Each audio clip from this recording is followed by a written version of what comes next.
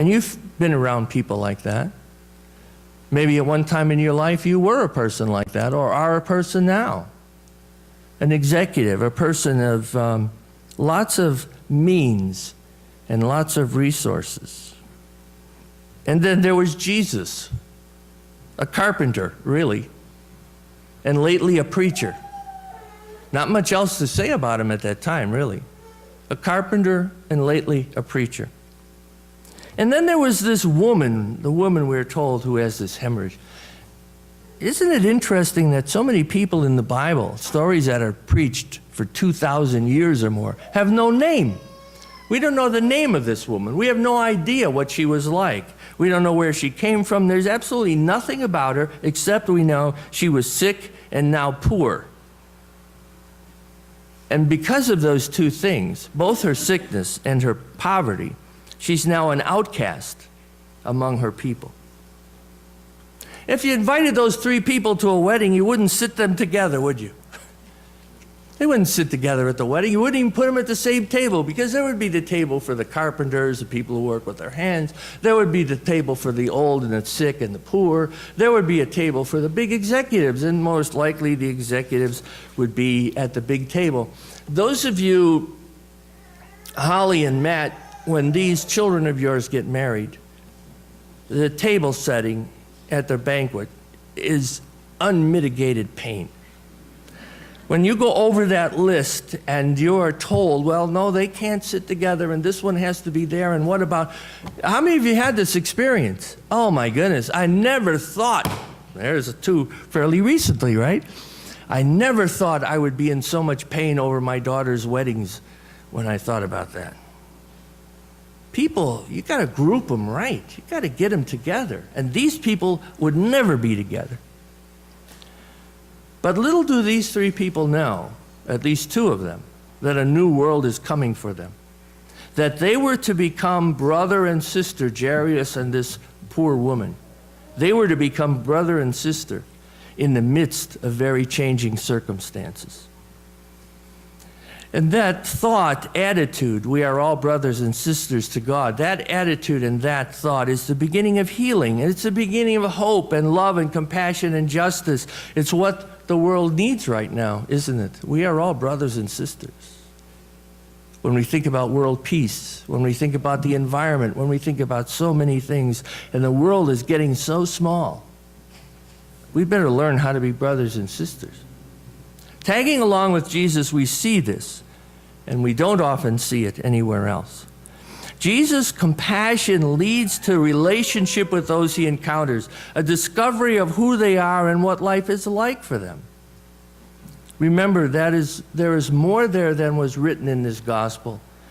It's hard for us to say, well, he had a relationship with these people, because we only see a few sentences. But there was more than that, obviously. There was more said. There was more that needed to be written, but it didn't get written down for whatever reason. The woman with the hemorrhage is an outcast. The bleeding makes her unclean, especially to Jewish society. But she is our sister too, because she represents the outcast that we know in our society. Those people who are so pitiful. Those people who need love and hope, and we wonder where they're going to get it. Her faith, we are told, was overcoming this fear of differences and a desire to be one with God and with all people. That was her faith, that she could somehow overcome this situation in her life with these differences and be one with God. What we often see is just the opposite, because at our worst, we emphasize differences, we fear differences, and we let them direct our actions and our thoughts. Jesus tells us her faith has made her well, her openness to God, the God in what she sees in Jesus' compassion, that's what she's open to. And there's a question that goes with us for you and me this morning. How much do we believe that God is compassionate always? How much do we really believe that if you think about God, one of the first things you should think about is compassion?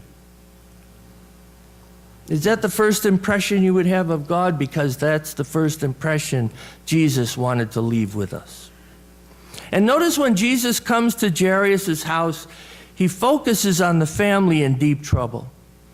He doesn't pay any attention to those who actually laugh at him.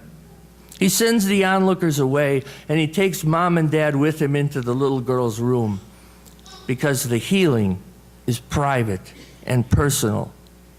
And the healing is astonishing to the parents. And the healing is a powerful training exercise for his disciples. I'm sure they were astonished too. That's a great story. That whole passage, those two healings are a great story. You know what it leaves me with, however? It leaves me with this question. What happens after this to those brothers and sisters? What happens to Jairus and his wife who doesn't get a name? What happens to the little girl about the way they think about life and how they approach things and how they treat other people who have problems? What about the woman who had been bleeding all those years? How did it change her? What was she like after that? If you sat down and had coffee with her, what would you expect to hear from her? How did this change their thinking and their doing? What do you think happened? If you were asked in an essay in a class somewhere to write a couple of paragraphs about these people after all this happened, what would you write? What do you think?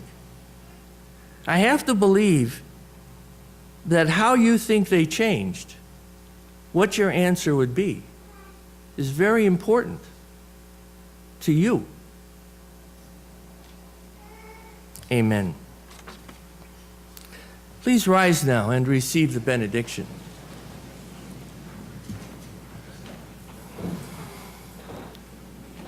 Finally, brothers and sisters, whatever is true, whatever is honorable, whatever is just, whatever is lovely, whatever is gracious, if there is any excellence, anything worthy of praise, think about these things.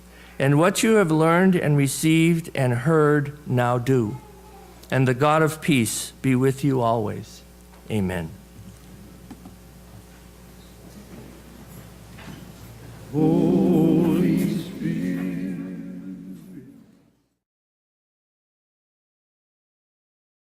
Christian should be done away with. Nobody should be called Christian anymore. Churches shouldn't be Christian churches. Instead, we should be called followers of Jesus. Now, I agree with that for this reason. One of them is that there's a lot of baggage with the title Christian, isn't there? You hear in the media that so-and-so is a Christian, so-and-so, this is a Christian sect.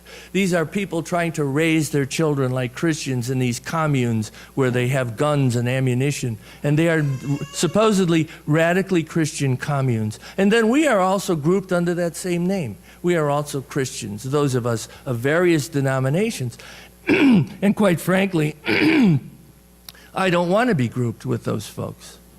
And when you change the name to followers of Jesus, then you talk about encountering this man in his story, encountering the ways he dealt with people. It brings up a humanity about him that is not settled in an institution, but is something real, like the humanity of your own father, your own mother, your brothers and sisters, your own children. There's a humanity there that is specific and glorious, and maybe that's better to be called followers of Jesus. It's much more personal. The theologian Spong, who is John Shelby Spong, who was an Episcopal priest and bishop at one time, he wrote this: Jesus was a life oriented to his followers. So much of his teaching was celebratory. He frequented parties and banquets. He lived with zest.